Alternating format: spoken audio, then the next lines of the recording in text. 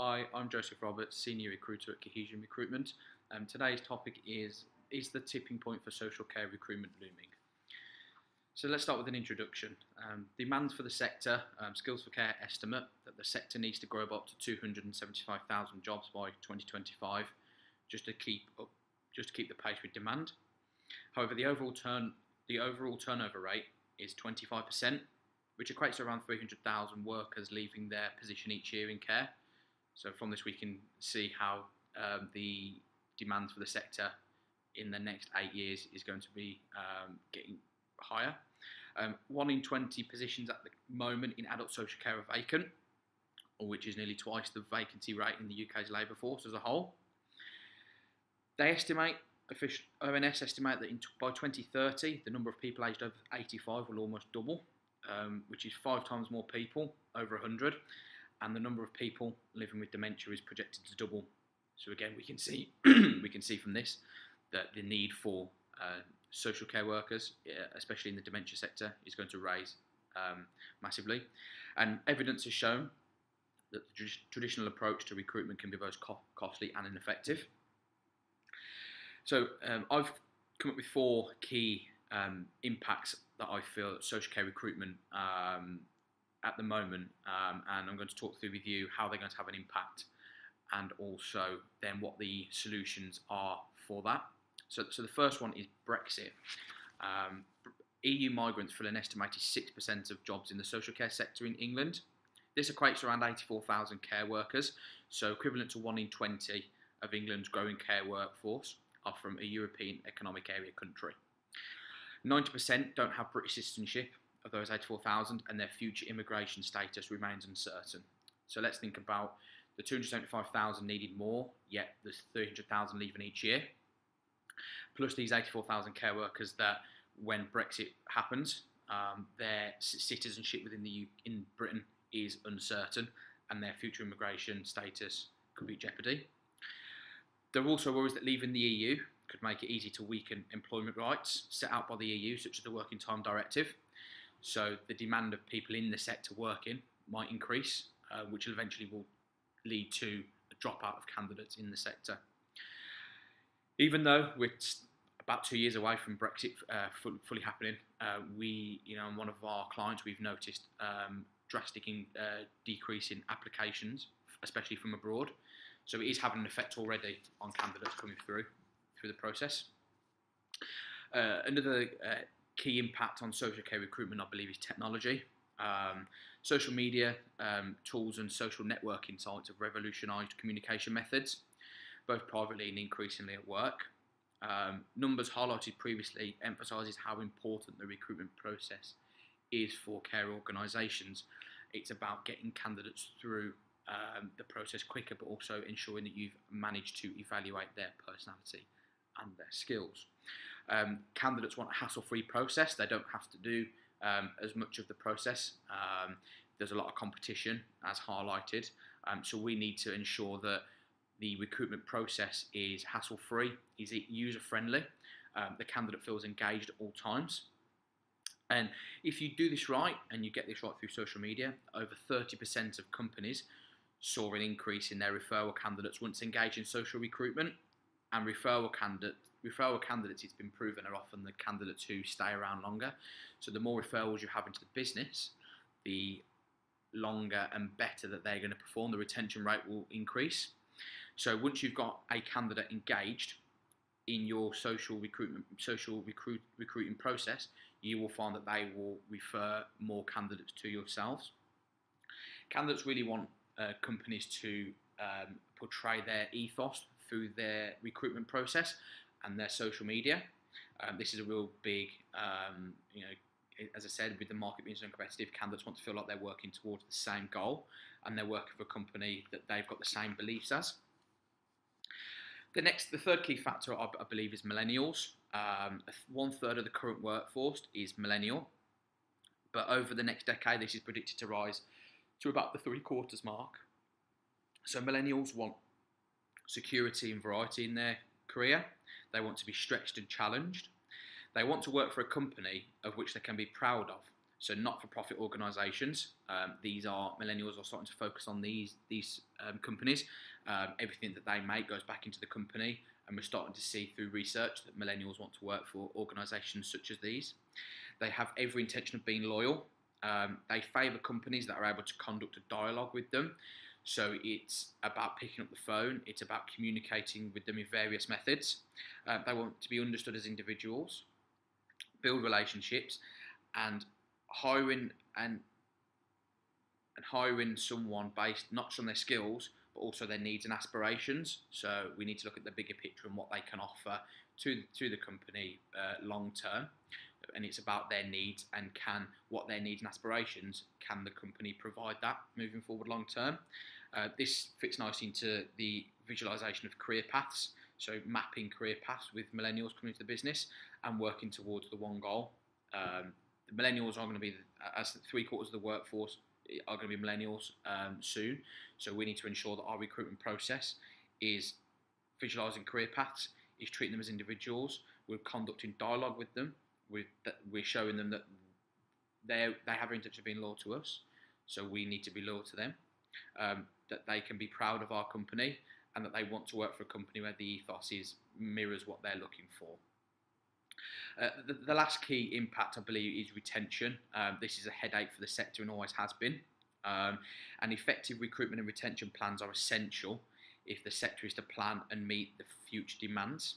The CIPD estimate that the average cost of recruiting the wrong person into a business is £8,200. But let's not think about the cost implications. It's the brand reputation. As we've discussed, referrals are key and have a huge impact, and word of mouth recommendations. So if they have a poor experience with yourselves, that could have a negative impact on your reputation and your brand moving forward. The experience of ineffective recruitment has been reported in terms of the negative impact that has on individuals receiving care and support. So lost revenue, business reputation. If you can't provide the care, then your future business opportunities will decrease because you'll have a stigma attached to your business. Fundamentally, recruiting the right people in social care and ensuring that they stay in the sector because they want to feel valued and support has a positive impact on not only retention, standards of care, quality of life, and employee engagement.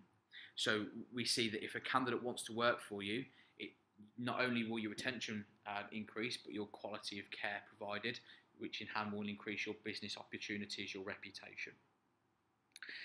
And our challenge is to ensure that the workforce has the right number of people with the right skills, knowledge and behaviours to deliver the quality, compassionate care that they deserve. The use of 0-hour contracts has increased by 25% in the adult sector, yet we know from data and research that the workers on these contracts are more likely to leave the sector than workers with guaranteed hours. And candidates are leaving the sector because of low and decreasing real-term pay. Establishments with relatively high pay for their care staff, on average, lose fewer staff. So there is a difference in a pay rate makes a difference, and that could be 10p, 50p, makes all the difference. So just to recap, we've just identified the need for the sector in the next 8 years. We've identified 4 key impacts, so Brexit, retention, millennials and technology. So what can we put in place, or what can companies put in place now to try and minimise the impact that I believe these 4 are going to have on social care? So I think the first one is a diverse workforce. So apprenticeships, 30% are younger recruits to our sector, and in this same period we've noticed that the retention increase for apprenticeships are around 76%, which is 4% higher than the national average. There's 1 million older people in a recent survey that want to work again that are unemployed. So can we tap into an older person market? Where can we find these candidates? Where do they look online for jobs? Candidates, not only apprenticeships, we're looking at apprenticeships and older people. If you've got someone younger in the business, they can feed a lot off an older person with life experience. Buddying systems will help them improve a lot, and we've seen that through some of our clients. 82% of the sector are women. Just 4.2% of working men currently have roles in health and social care. So how can we tap into the male market? having a look at some statistics, a quarter of men aged 16 to 25 say they would never consider becoming a carer, and a third of those, quarter, simply say because they don't know enough about the role. So I think there's a connotation and a stigma attached to working in care that males aged 16 to 25 aren't interested in working in the sector. 94% of young people do agree, though, that care is a suitable professional for a man, and that 23% of 16 to 25-year-olds said they'd be more inclined to think about a career in care if there was a more positive perception of the role. Employer branding, I believe, is a solution. So overcome outdated perceptions and actively promote yourself as a company that offers fulfilling work and real career opportunities, with fair terms and conditions to attract, recruit and retain a whole range of individuals looking for a variety of careers within the sector at all levels. Have we got any case studies of leaders in the business that have worked their way up, started out as a care assistant? These are good things. We're talking going back to visualising career paths. Case studies on websites will make a massive impact on candidates wanting to work for yourself at the business. Ethos and marketing. Let's build the company ethos into your adverts, into your social media, into your branding. This will have a massive impact. We know from research and data that candidates want to feel like they're working towards the same goal. So let's have a look at that and see if we can build that into the recruitment process. Let's look about let's reevaluate the recruitment process. So have you got the company ethos into the recruitment? What's the longevity of the process? How stable is it? Are there any touch points? Is it mobile friendly? How hassle free is your process? If you don't feel like that you can achieve that overnight, why not outsource your recruitment for a couple of years, 3 years, so you can build your team around that? You can build your recruitment function. Recruitment outsourcers such as Cohesion have the expertise, the knowledge, the data, proven tools at work and reach, engage and retain care staff. So let's outsource recruitment, let's feed off experts. And the last solution, I believe, are incentives. It's not just a monetary incentives, but salary sacrifice schemes. What training and development can you offer to candidates, and can you portray that at recruitment stage? This could be the difference between someone coming to your company or another company. Emphasising through the recruitment process that there's a fair salary. Have you looked at benchmarking? Are you competitive in the market? Referral schemes are also huge. Have you got a bonus where people refer candidates? We know that referrals in the retention of referral candidates increase at 76%. Have you got a referral scheme for nurses, for care assistants? What incentives can we put in place to ensure that we want employees to be shouting about your business? This is the word of mouth is such a strong, powerful tool. So what can we do in order to maximise these within the business? That's it from me today. So let's recap.